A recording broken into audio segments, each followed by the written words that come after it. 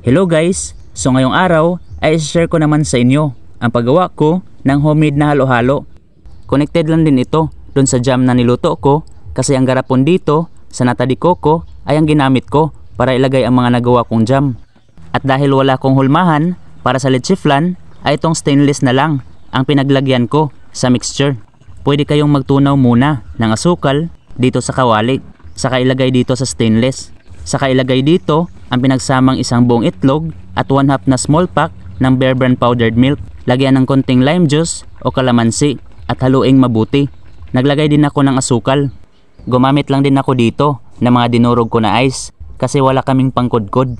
Minatamis ko itong mga hiniwang kamote, gabi at saging na tanim namin. Dahil din sa init ng panahon nung nakarang araw, kaya ako gumawa nitong halo-halo.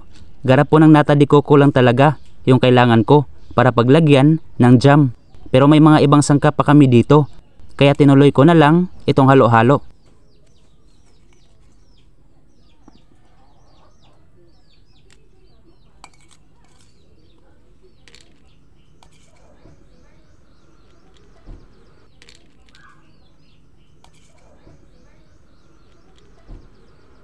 Sunod na ilagay itong green at red na nata de coco.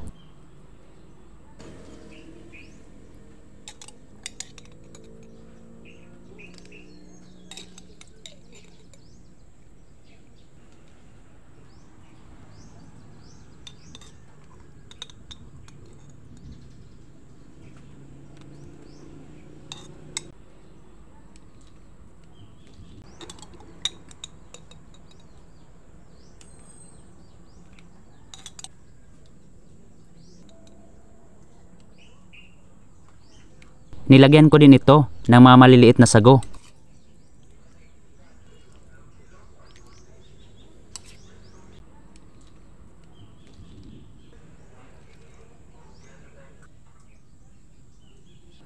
Naglagay din ako ng mga buko na nakuha ko dito sa aming likod.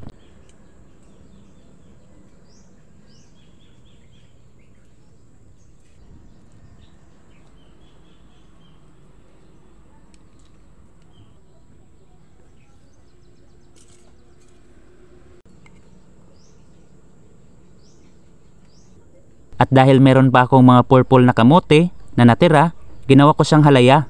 Maliliit na ang mga ito, bali pinalambot ko muna ang mga binalatang mga kamote, saka ko dinurog at nilagyan ng asukal at kalahating small pack ng Bear Brand powdered milk. Naglagay din ako ng konting tubig, saka niluto hanggang sa mag-reduce na ang liquid at maging medyo sticky na ang halaya.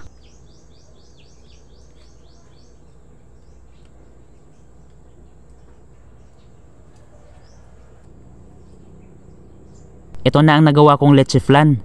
Masarap din ito at creamy.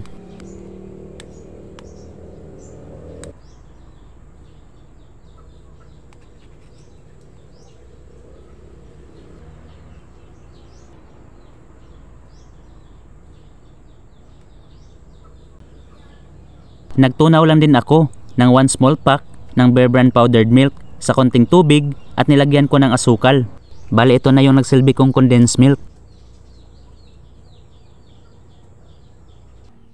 Nilagay ko sa huli ang minatamis ko na saging. At narito na ang aking homemade na halo-halo.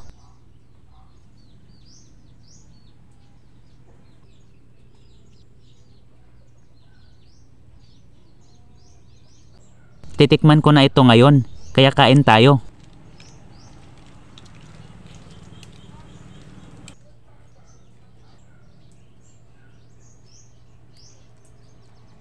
Masarap din talaga ito guys, kahit di man kumpleto ang mga sangkap ay makakagawa talaga tayo ng halo-halo basta samahan lang ng diskarte at sipag.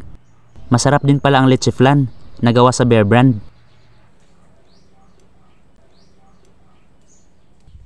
Nilagyan ko pala ng minatamis na langka itong halo-halo, muntik ko talagang malimutan ito.